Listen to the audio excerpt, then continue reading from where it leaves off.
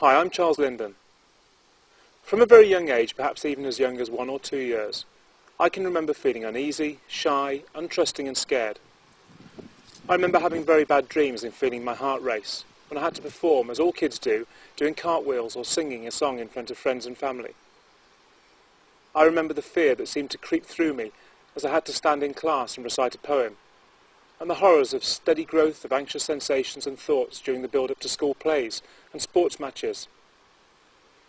Okay, I didn't have an easy childhood for so many reasons: bullying, teasing, being overweight, attention deficit disorder, and other factors in addition to the normal growing pains of a young boy. At age 13, I started to experience high anxiety. I developed OCD and would struggle to eat food, sifting drinks through my teeth to avoid contamination or things that could harm me in some way. I avoided the chemistry laboratory at school completely and washed my hands repeatedly. I was so scared that I would make excuses and run to the school phone to beg my mum to fetch me. I then developed obsessive thoughts, playing subconscious word and number games, which drove me crazy as I lay in bed at night trying to get some sleep. I became a problem to the school and was in constant trouble because of my inability to pay attention, and I had no one to turn to, and the doctors just prescribed me antidepressants and sent me away. I did learn to tolerate my anxiety, but I became a bit of a rebel, getting into trouble more and more, whilst inside of me was in turmoil, and I was scared of everything, even at 18 years of age. I remember being scared of travelling on the train to school, of going to rugby matches. I made excuses not to go to school trips or to stay overnight at friends' houses. My family were completely oblivious, because I realised a long time before that nothing they or anyone else could say or do would make the slightest difference to how I was feeling.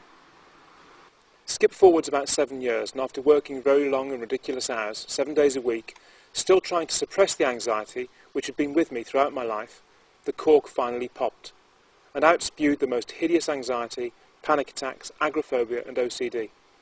I literally fell to my knees one morning as I fueled my car. An ambulance was called, and after 2 days of tests and crippling anxiety, I was told I had nervous exhaustion, and I was sent home with sedatives.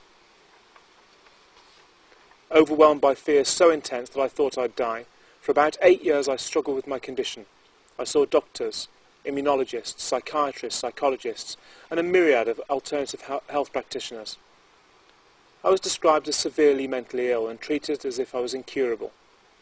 You can read some of my referral notes on this website in the About Child section.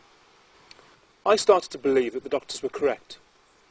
I would probably spend my life moving from institution to institution, dosed up on medication, existing rather than living, and coping with my anxieties rather than curing them. Why? Because according to the so-called experts, there is no cure for anxiety disorders. All you can do is learn coping strategies to make your life as comfortable as possible, and dose yourself up on medication which may, at best, mask the anxiety or force your heart to slow down to an acceptable level. Clients who come to me today believe the very same. They've been told too that anxiety can't be cured, that you just need to accept the fear and pop the pills. Keep a cap on it and hide it away, because it will never go away. I know now that these specialists are the crazies, not me, you, or any other anxiety sufferer in the world. What they're telling you is not only crazy, but scientifically, medically, and morally wrong. I decided that there was a solution, and that I was going to find it. Hidden out there, getting on with their lives, symptom-free, are people just like you, with one difference: they're cured. How? They all did the exact same thing.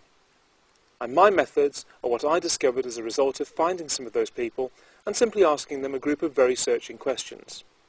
Questions which pinpointed the behaviours and the activities that they were doing when their recovery started.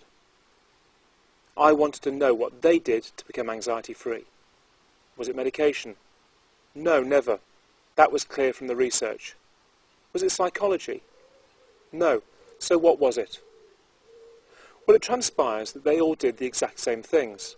Not one thing, a chance group of activities coupled with a group of realisations about anxiety. You see, life circumstances, behaviours, beliefs, and other life experiences can change as we move through life, and sometimes these can create, by chance, the environment which causes changes in our anxiety levels. But they happen rarely by chance, and anxiety sufferers by nature are guarded and scared, so they focus deeply on their symptoms, thoughts and situations instead of projecting their thoughts out into the world, to their challenges, their families and their jobs or pastimes.